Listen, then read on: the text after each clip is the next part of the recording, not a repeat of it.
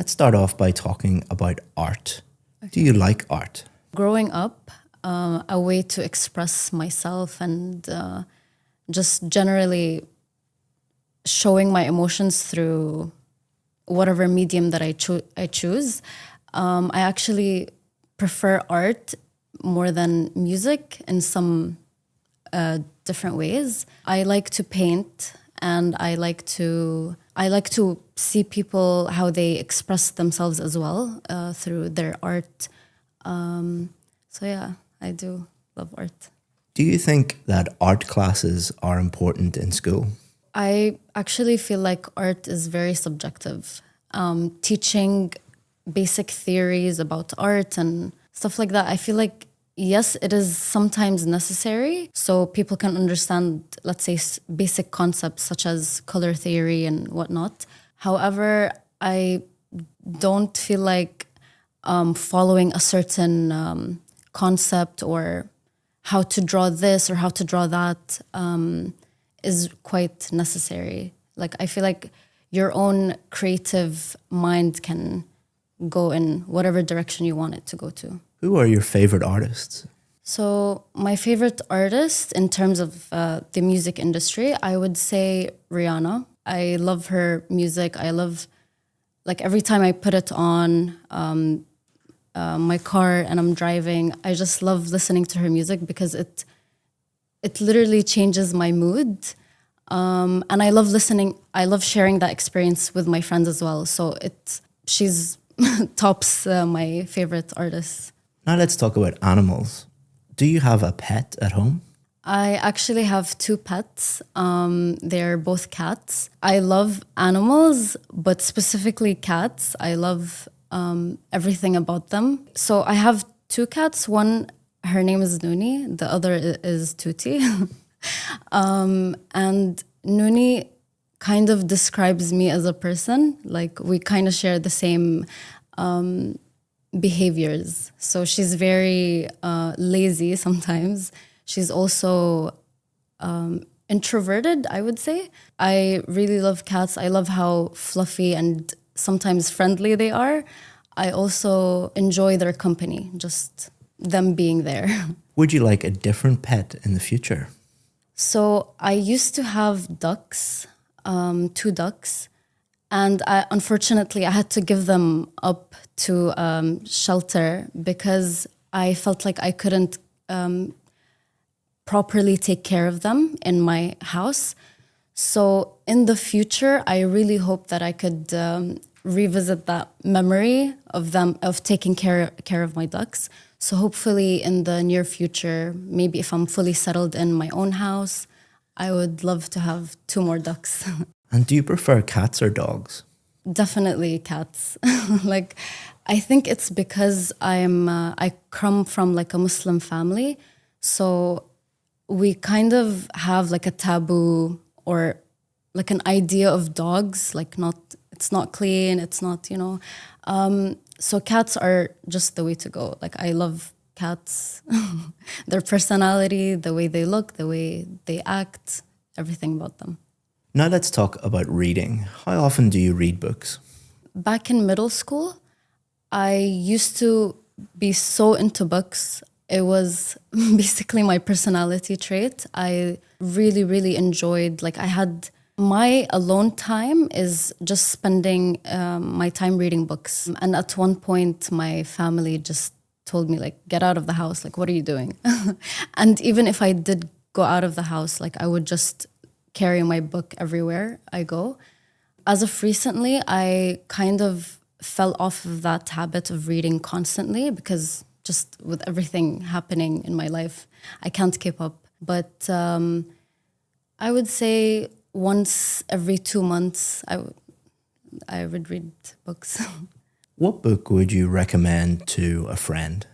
So I would recommend All the Bright Places. I forgot the name of the author, but I think that book really depicts what a teenager would go through. Like I said, I used to read back in middle school and also in high school. So I felt like that book really spoke to me. I really related to that book. And I would recommend it to a friend because I generally feel like it kind of relates to, the adolescents or teenagers in general. Do you prefer to read ebooks or paper books? I generally prefer physical or hard copies because I like the feel of the book being in my hand, especially because I use my phone daily for a lot of things. I would like to change up my routine every once in a while. So a hard copy would feel like it's a different vibe to my daily routine. Now let's talk about photography. Who do you normally take photos of? Whenever I go out or step outside the house, I love taking pictures of whether it's of my friends, my family members, or cats. I actually enjoy looking at things from a different perspective. So let's say just like the book on the table or the light or even just a bird from afar. I like taking pictures to show people like through my eyes what I see or how I view the world. Do you ever put any of your photos in frames? I've actually never thought about that. I've never done that before. It's actually interesting because I've seen a lot of people do that online where they print out their Polaroid pictures or like a physical copy of pictures that they've taken before and they framed it. And actually, I think I've seen my friends do that before. So, I mean, why not maybe once I move out? When you are on holiday, do you prefer to send postcards or do you prefer to take photos and send them to people? I've never done the postcards thing before. I feel like it's kind of outdated, but I wouldn't mind doing that or start doing that in my vacations. But I usually just take photos and send it on WhatsApp. Let's say my family group, I send it just to show them like what I've been up to in my vacation. So yeah, just photos. I would like to talk about the author or the writer that I would like to meet in the future. Unfortunately, she passed away, but the writer is Jane Austen. She is the writer of Pride and Prejudice, which is the current read that I'm reading right now. The reason why I would like to meet her is because of how during her time, which is around 1700s or 1800s, I was always interested in like the Victorian or like how they were in the past, the way they dress, the way they talk, especially because people in the past spoke differently, like the language or the words that they used were very different. Right now, I'm reading one of her books, Pride and Prejudice, and sometimes I have to Google what she's saying. Like, I don't understand what she wrote. It's very interesting the way she writes or like the language that she uses, describing her, like the setting, the story setting. I really enjoy it. And I would like to find out about her lifestyle specifically because, again, I'm just very interested or intrigued about the idea of like living in that era of where the time that she was still alive. Why I would like to meet her is because I'm, again, very interested in how she speaks or how she spoke and the language or language that she uses. Okay, well done. That's the end of the 2 minutes. So we've been talking about a writer that you would like to meet, and we're going to continue to talk about reading in section 3. What kind of books are most popular with children in your country? In my country, to be honest, I'm unaware of. I don't know that much, but when I was a kid, I used to like Dr. Seuss. Even now, sometimes if I see Dr. Seuss online, I would just skim through it because I like how it rhymes. It was just fun to read, to be honest. Why do you think that some children don't read very often? So I'm a firm believer in terms of how parents reinforce their children. So when it comes to, like, I've personally seen how parents act with their children, giving them iPads or like just letting them watch TV. So I believe that if parents enforce their children to read more books or encourage them to start reading together, that would be a fun exercise to do at home. Other than that, I feel like the parents are usually the biggest reinforcers. Now let's talk about reading for different purposes. Do you think that speed reading is a useful skill to have? I do think that it is a useful skill. So for me, I read really slow. Like sometimes I have to reread a paragraph because I couldn't just decipher what it was saying.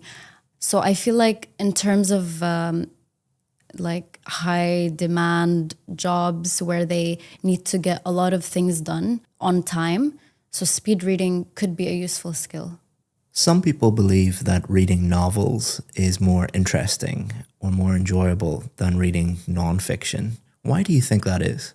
So I feel like reading just generally could give you a timeout from everything. I would understand why people would prefer fiction over nonfiction because just in your daily life, you're experiencing a lot of, draining energies around you. So when it comes to your alone reading time, you get to experience, or I guess be creative in your imagination. So yeah, that's why I think fiction books are more popular. Recently, many bookshops have had to close because of competition from online bookstores. Do you think that's a good thing or a bad thing? I think that it's a bad thing because I personally love when I physically go to the store and look through the books and just read, or because I feel like buying a book should feel like an experience rather than like a chore. So buying it online diminishes that experience overall. So yeah, I feel like it is a bad thing that the physical stores are closing and online stores are overtaking. Let me give you some feedback on your performance. So you're hoping to get a band 9, and I'll go through the 4 marking criteria. So pronunciation, fluency and coherence, grammar, and vocabulary. So let's start off with your pronunciation. Examiner will be thinking about 2 things. One will be clarity. Can he or she understand everything that you're saying? And I can understand 100% of what you're saying. Every word, every syllable is extremely clear. The examiner is not really thinking about accents or anything like that. What they're thinking about is, do I understand you? I can understand you 100%. So that's excellent. The examiner will also think about higher level pronunciation features such as intonation. Intonation is when our voice goes up and our voice goes down. We use that to convey meaning, and you do that very, very naturally. You also use connected speech and sentence stress and word stress very, very well. So good start with the pronunciation. Let's move on to fluency and coherence. Coherence is, did you answer the question and did you develop your answers enough? Did you give enough information and really dive into the topic? For part 1, you really did. You nailed every single question. You answered it appropriately. You developed it enough. Part 2, you're talking about Jane Austen. You would be fine for this one. It was describe a writer you would like to meet. Hypothetically, we could meet someone who has passed away. Just be very careful on test day. Make sure that you're really, really focusing in on that topic. For that one, I don't think any examiner would say, oh, you can't meet Jane Austen, so let's mark you down. Because it's kind of one of those questions, who would you like to meet, alive or dead? So you would be fine, but just be careful on test day. Part 3, you did answer each question. However, you could have shown the other side of some of the things. For example, why do you think some children don't read books very often? So you said it's because of the parents. Are there any other sides to that? Is it because of maybe you could talk about children, maybe they're distracted with other things? You did mention that. I'm being overly critical just to make sure that you do get the highest mark. But also some of the other questions, could you have shown the other side of the argument? Could you maybe have thought of different ideas and explored different ideas? The way that you did answer it, I think would be absolutely fine. But on test day, towards the end of the test, students are often tired, stressed, they just want it to be over. And on test day, you might just pick an answer, pick an idea, answer it quite quickly without really knowing that you're answering it quickly. And then if you do that for all questions in part 3, it could affect your score. For this one, I don't think it did. I'm just being really, really cautious. A good way to answer those questions is, okay, what do I think? What would someone who disagrees with me think? Explore the topic a little bit more if you can. You don't have to do it for every answer, because what will happen is if you try to think too much, it could affect your fluency. So you could be like, I don't know. And then that will affect your fluency a little bit. Overall, your fluency was excellent. In part 3, you could tell when you were thinking. Generally, when people pause and hesitate a little bit, it's because they're thinking a lot more. But you were only thinking about the next idea. You weren't thinking about vocabulary or grammar or which tense am I using or what's a better adjective to use. If you were doing that quite a lot, it would lower your score. But the examiner recognizes that you're not looking for language, you're not looking for English. You're just thinking about the next idea. And you were like, I know, at times, but that's quite natural. The way you did it was very natural. If you and I were having a normal conversation, you would hear me doing that sometimes. So the examiner isn't looking for perfection. They're looking for, if you went to university in an English-speaking country or you started working in New York or Sydney, would you be able to interact with people and sound natural? And you would. Your grammar is excellent. You have a massive range of grammar. You can talk about any topic. You also do that very accurately. You did make a couple of little tiny, tiny slips, like prepositions. I think you said in holiday instead of on holiday, for example. But native English speakers do that all the time. You can actually make these tiny little slips and still get one of the higher bands, because it is a reflection of the fact that native English speakers, including me, who's an English teacher, I make little grammar slips from time to time when I'm speaking. You used some really, really high level vocabulary like this. So this demonstrates that, we asked you about a range of different topics, and you had enough vocabulary to discuss any of those topics. And all of your vocabulary was very, very accurate. And you were using great topic-specific vocabulary, idiomatic vocabulary. It's like speaking to a native English speaker. So you would get a band 9. Well done. And yeah, I've every faith that you would, if you did the real test, you would get the highest score. Well done. Thank you.